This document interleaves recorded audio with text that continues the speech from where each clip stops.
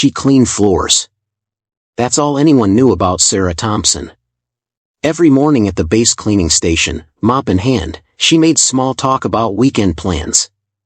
Then, four Navy SEALs went missing behind enemy lines, surrounded by 50 fighters.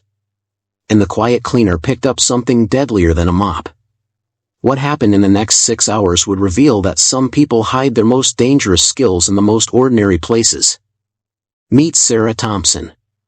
32 years old, honey blonde hair kept in a neat ponytail, hazel eyes that seemed to notice everything while appearing to notice nothing, and hands that moved with the precise efficiency of someone who had spent years perfecting their craft. For 3 years, she had been the cleaner at Forward Operating Base Liberty, a remote military installation in a rugged region where American forces maintained a strategic presence. The base cleaning station was small but essential, a place where soldiers could rely on spotless quarters and a moment of normalcy in an otherwise harsh environment. Sarah knew everyone, privates on their first deployment, sergeants maintaining discipline, officers preparing for inspections. She remembered names, asked about families, and provided the kind of conversation that made people feel human again. "Morning, Sarah," called Sergeant John Carter as he passed her in the hall at 0800 hours. "Keeping us spotless as always?" "Always, Sergeant," Sarah replied with her characteristic warm smile. "How's your daughter doing?" 8. 9 as of last week, growing up too fast. "They always do," Sarah said, pushing her cleaning cart. "Let me know if you need anything extra for that video call tonight."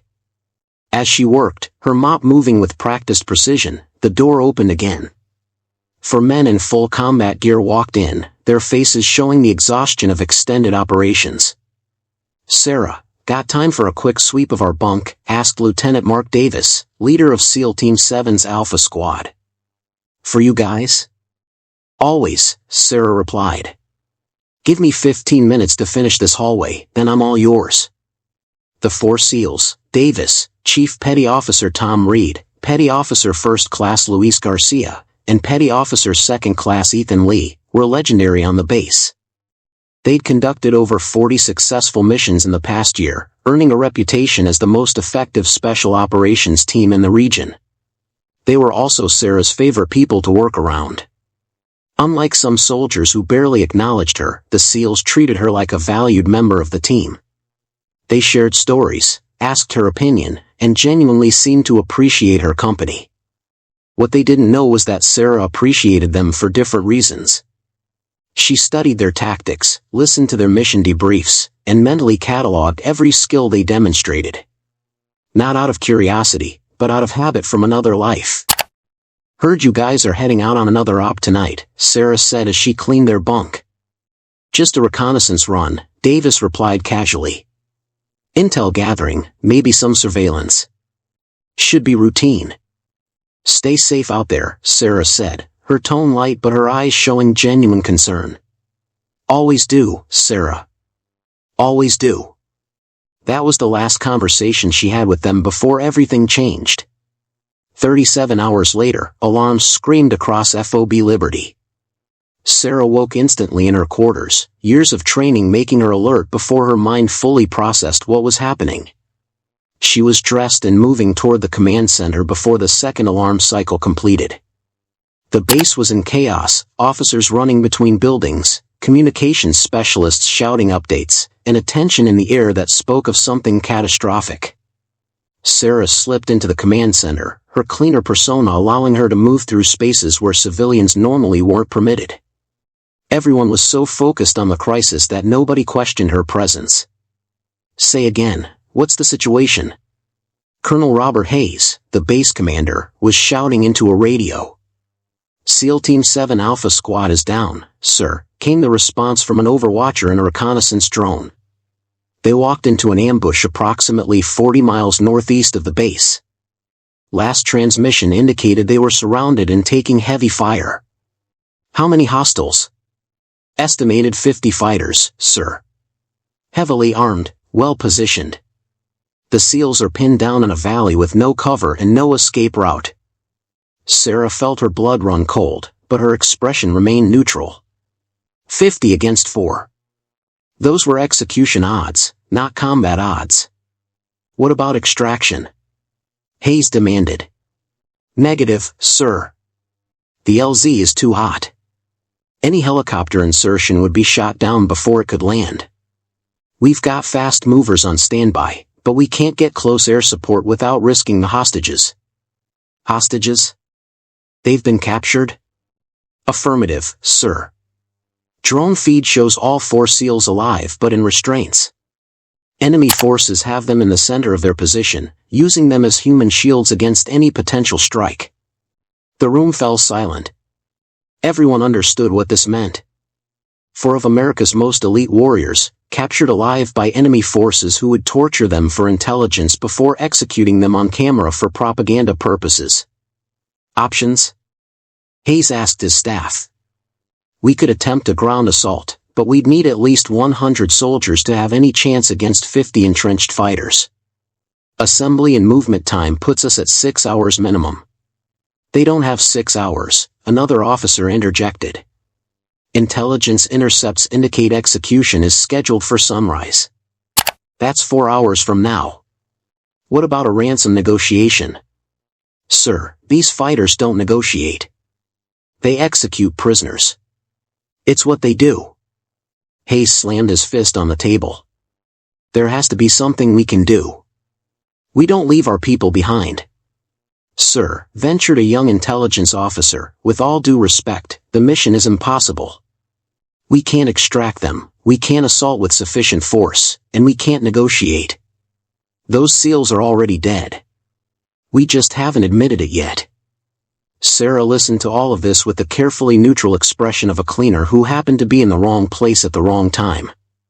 But inside, calculations were running through her mind with the precision of a computer designed for exactly this kind of problem: 50 fighters, 4 hostages, rugged terrain, 4 hours until execution. She had faced worse odds before. Have you ever heard a conversation that changed everything you thought you knew about yourself? Sometimes the person you've become isn't who you really are. It's just who you're pretending to be until the moment demands otherwise. Sarah quietly left the command center and returned to her quarters. She locked the door, moved to the back of her closet, and pulled aside a panel that nobody knew existed. Behind it was equipment that had no business being in a cleaner's quarters: a custom-built rifle with a suppressor and night vision scope, tactical clothing in dark colors, combat knives, climbing gear, communications equipment, a go bag that had been packed and ready for 3 years, just waiting for a moment like this, and most importantly, identification that showed her real name and her real occupation before she became Sarah Thompson, cleaner.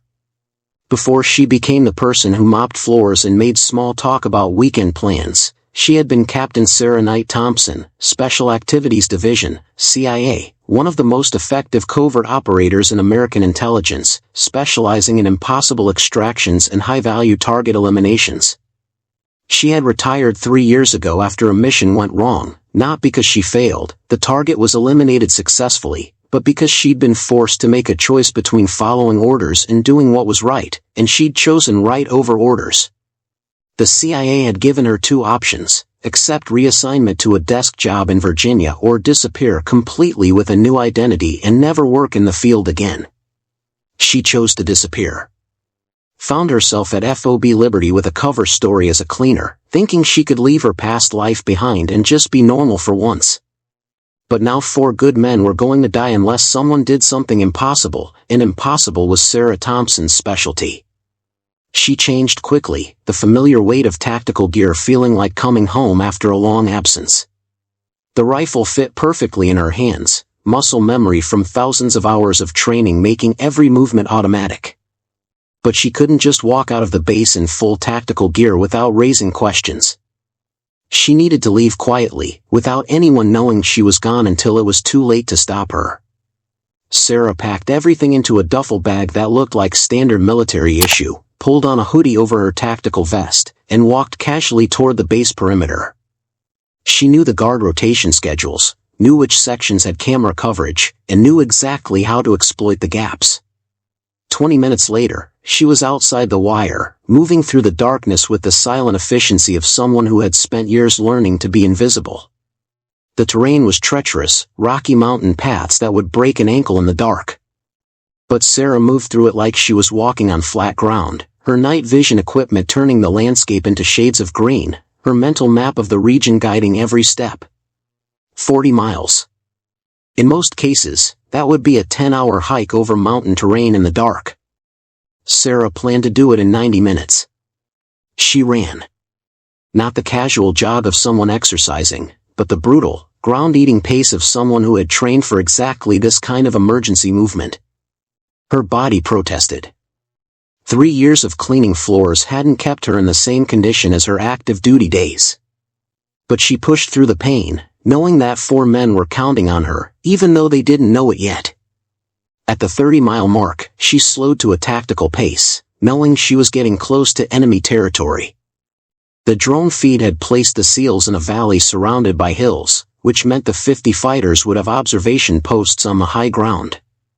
Sarah approached from the west, using terrain masking to stay below sight lines from the hilltops. She moved from shadow to shadow, her dark clothing making her nearly invisible in the pre-dawn darkness. Through her rifle scope, she could see the enemy position. They had set up a perimeter around the valley floor, with the 4 SEALs bound and kneeling in the center. Fighters were positioned in concentric circles, creating overlapping fields of fire that would make any assault suicidal. Professional setup. These weren't random insurgents, they were trained soldiers who knew what they were doing. Sarah counted heads. 52 fighters, not 50. Intelligence had underestimated slightly. Not enough to change her plan, but enough to make it more challenging. She found a position on a ridgeline approximately 800 meters from the enemy position. From here, she had clear sight lines to most of their defensive positions, with enough elevation to see over their inner perimeter. Sarah set up her rifle with the practiced efficiency of someone who had done this hundreds of times. Bipod deployed, scope adjusted for range and wind, suppressor checked, magazine loaded with match-grade ammunition. She looked through the scope at the 4 SEALs. They were beaten but alive, showing signs of interrogation, but nothing that looked life-threatening. Davis was talking to one of the guards, probably trying to buy time or gather intelligence. The enemy commander was easy to identify. Older man, better equipment, position where he could see everything but protected by multiple layers of guards. He was checking his watch regularly. Sunrise was approaching, and with it, the scheduled execution. Sarah's original plan had been to create a diversion, draw off enough fighters to allow the SEALs to escape in the confusion. But looking at the setup, she realized that wouldn't work. These fighters were too disciplined. Any attack would just make them kill the hostages immediately. She needed a different approach, something that would eliminate the threat so completely and so quickly that the enemy wouldn't have time to react. She needed to do what she did best. Sarah began identifying targets through her scope. First priority, the enemy commander. Second priority, fighters with crew-served weapons and radios. Third priority, perimeter guards who could sound an early warning. She mapped out a sequence, 23 shots to eliminate the command structure and heavy weapons, executed in under 90 seconds while they were still trying to figure out where the shots were coming from. It was an impossible shot sequence. Too many targets, too little time, too much precision required. But impossible was just another word for Tuesday in Sarah Thompson's previous life. She controlled her breathing, feeling her heart rate slow to the familiar rhythm that marked the difference between a good shooter and a legendary one. Her finger rested lightly on the trigger, not pulling, just waiting for the perfect moment. The enemy commander raised his hand, signaling something to his troops. Execution was about to begin. Sarah fired. The suppressed rifle made a sound like someone coughing. 800 meters away, the enemy commander's head snapped back, and he dropped instantly. Before his body hit the ground, Sarah had already acquired her second target. The fighter standing next to him, trying to process what had just happened. Another shot, another body dropping. The enemy position erupted in chaos. Fighters were shouting, looking around wildly, trying to identify where the shots were coming from. But suppressed rifle fire is nearly impossible to locate, especially in mountain terrain where sound bounces and echoes. Sarah worked through her target sequence with mechanical precision. The machine gunner on the eastern perimeter, the radio operator trying to call for reinforcements, the lieutenant attempting to organize a response. 23 shots, 90 seconds, 23 enemy fighters eliminated before they even understood they were under attack. But she wasn't done. The math had changed. 52 fighters, minus 23, still left 29 between her and the SEALs. Too many to handle with precision shooting alone. Time to get creative. Sarah packed her rifle and moved position, circling around to the northern approach. She brought more than just a sniper rifle. The go bag contained tools for exactly this kind of situation: flashbang grenades, smoke canisters, and one very special piece of equipment she'd been saving for an emergency, a portable jammer that would disrupt all radio communications within a 2-mile radius. She activated the jammer and tossed it into the valley where it would be difficult to locate. Immediately, all the enemy fighters' radios went dead. They couldn't call for reinforcements, couldn't coordinate their response, couldn't do anything but react to immediate threats. Then Sarah became the threat. She moved down from the hills like a ghost, using smoke grenades to create cover and confusion. The remaining 29 fighters were scattered, disorganized, trying to protect the hostages while defending against an unknown number of attackers from an unknown direction. Sarah exploited their confusion perfectly. She'd appear from the smoke, eliminate 2 or 3 fighters with precise shots, then disappear before they could respond. The enemy kept firing at shadows, wasting ammunition and revealing their positions. Through it all, the 4 SEALs remained exactly where they were, bound and kneeling, but now watching with professional interest as someone systematically dismantled their captor's defensive position. "Whoever you are," Davis muttered under his breath, "you're my new favorite person." Sarah worked her way closer to the center of the enemy position, eliminating fighters one by one. The smoke was thick now, visibility down to a few meters, perfect conditions for close-quarters combat against a disorganized enemy. She found herself face-to-face with 3 fighters who were guarding the SEALs directly. They saw her emerge from the smoke, raise their weapons, and Sarah moved. Years of close combat training took over. She rolled left, avoiding the first burst of automatic fire, came up on one knee, and fired 3 shots in rapid succession. 3 fighters down in under 2 seconds. "Well, that was impressive," observed Tom Reed, the SEAL's second-in-command.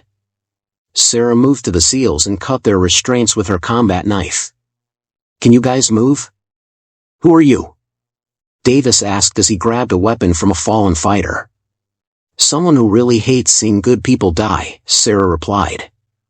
"We can do introductions later. Right now, we need to move. There are still hostiles in the area." "Still hostiles?" Garcia laughed as he armed himself. "Lady, you just took out like 40 fighters single-handedly. How many could possibly be left?" 8 by my count, and they're regrouping near the eastern exit. We need to go west." The 5 of them moved as a unit, the SEALs falling into formation around Sarah like she was just another team member. They encountered 2 more enemy fighters trying to organize a counterattack. The SEALs handled them with brutal efficiency. They were a mile from the enemy position when the sun finally rose. Sarah could see the remaining fighters in the distance, searching for their missing hostages and trying to understand what had just happened. "Okay," Davis said as they paused to catch their breath. "I need some answers. Who the hell are you, and where did you learn to do that?" Sarah smiled, the same warm smile she used in the cleaning station when discussing weekend plans.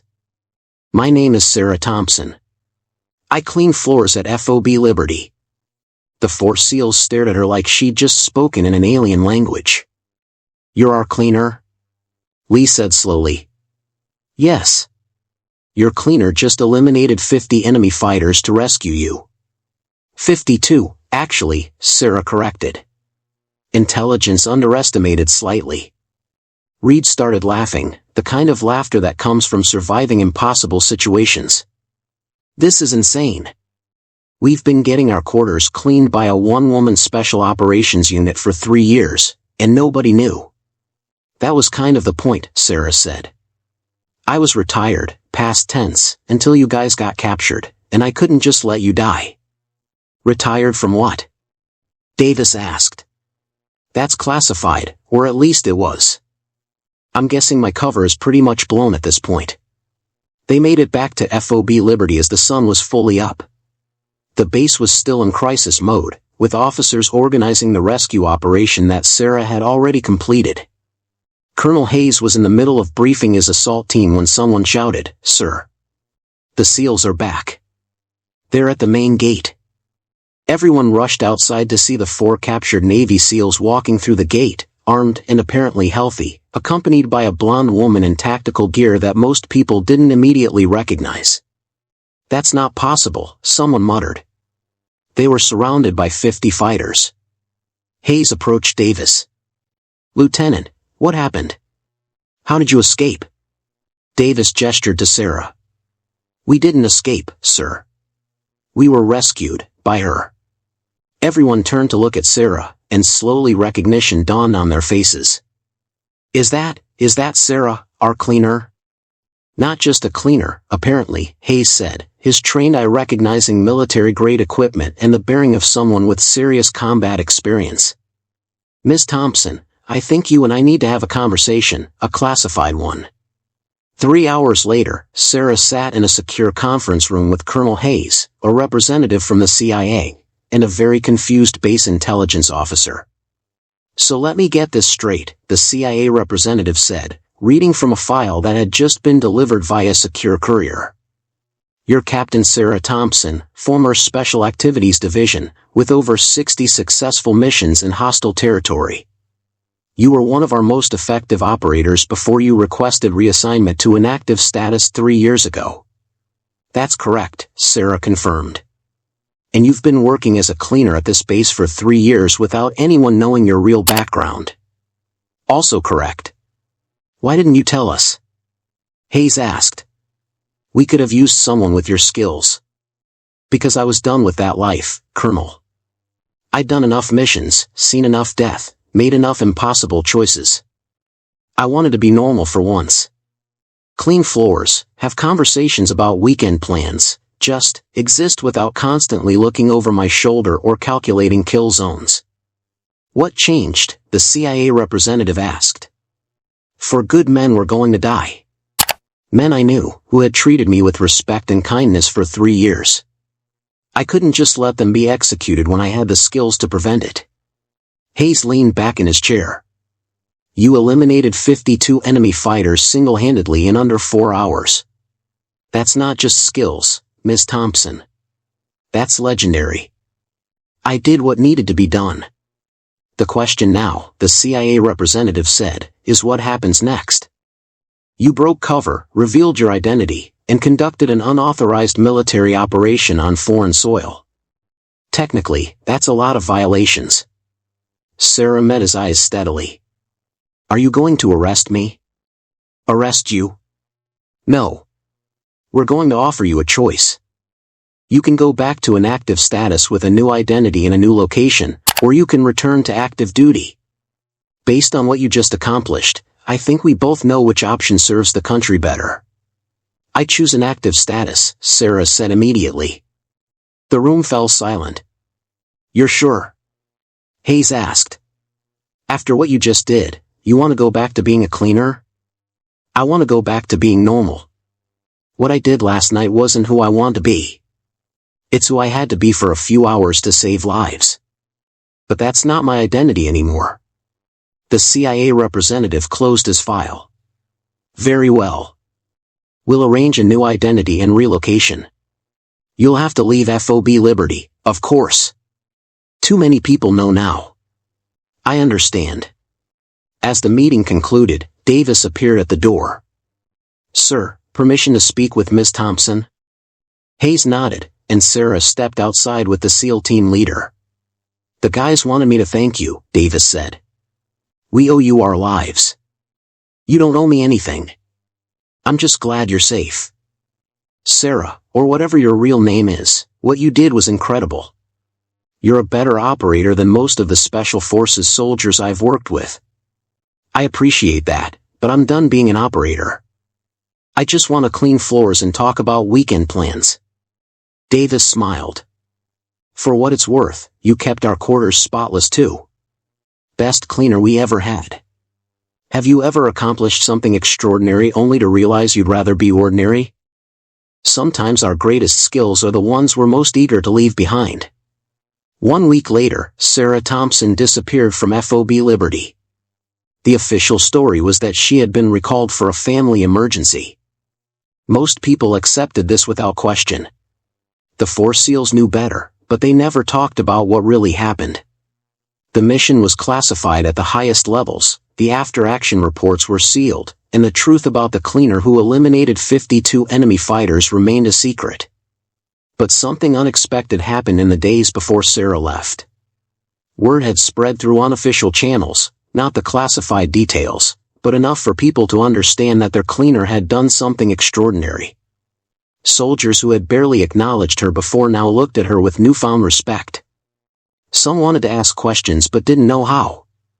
Others simply nodded in silent recognition when they passed her. The base commander quietly recommended her for a classified commendation that would never appear in any official record. The CIA representative, who had offered her return to active duty, left his card with a simple message: when you're ready to stop pretending. Sarah spent her final days at FOB Liberty doing what she'd always done, cleaning floors, making small talk, being normal. But now she understood something she hadn't before. Being normal wasn't about hiding who she was. It was about choosing who she wanted to be. On her last day, the 4 SEALs came to the cleaning station together, not for a cleanup, but to say goodbye. We're going to miss you, Davis said, speaking for all of them. I'll miss you guys too, Sarah replied, genuine emotion in her voice. One question, Reed asked. When you were cleaning our quarters all those times, listening to us talk about missions and tactics, were you analyzing us? Sarah smiled. Every single time. Force of habit. You guys are very good at what you do, by the way. Not as good as you, Garcia said quietly. Different skills for different purposes, Sarah corrected. You save people as a team. I used to save people by being alone. Your way is better. Lee handed her a small box. We wanted you to have this. Something to remember us by. Inside was a SEAL trident pin, the symbol of naval special warfare, but this one had been modified with an engraving on the back, Knight, from the Dream Team. Knight? Sarah asked. It's what we're calling you in the classified reports, Davis explained. The operators who reviewed your mission footage couldn't believe one person did all that. They said you moved like a shadow in the night. I prefer Sarah, she said, but she kept the pin. 2 months later, in a small town in Colorado, a new cleaning service opened. The owner was a friendly woman in her early 30s with honey blonde hair and hazel eyes that seemed to notice everything while appearing to notice nothing. Her name was Emily Carter, and she was just a cleaner. But in a secure facility in Virginia, there was a file with her real identity and a single notation, inactive status. Available for recall in case of emergency requiring impossible operations. Because some skills never really retire. They just wait quietly, like a mop in a closet, ready to be picked up again when someone needs saving.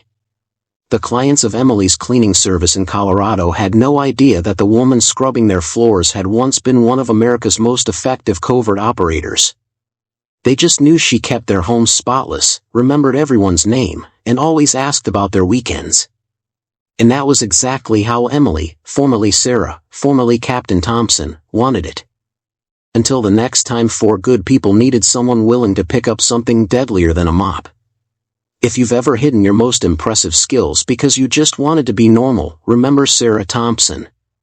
Sometimes the most extraordinary people are the ones who choose to be ordinary, right up until the moment when extraordinary is exactly what the situation demands.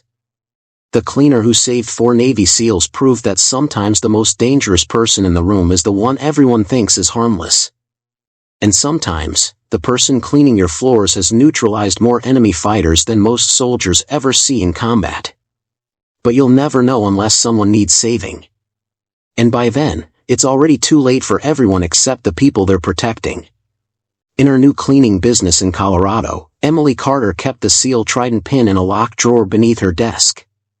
On quiet evenings after closing, she would sometimes take it out and remember the night she stopped being a cleaner and became night again. She didn't miss the violence. She didn't miss the constant vigilance or the weight of impossible decisions. But she did miss knowing that her skills could save lives when it mattered most. One day, perhaps, someone would walk into her cleaning service needing more than a spotless floor. Someone would recognize the way she moved, the way her eyes automatically cataloged exits and threats, the way her hands never quite forgot their training. Until then, she would clean floors, remember names, and ask about weekends. Because sometimes, the greatest act of courage isn't picking up the weapon. It's putting it down and choosing to be ordinary, knowing you could be extraordinary whenever the world needs you to be.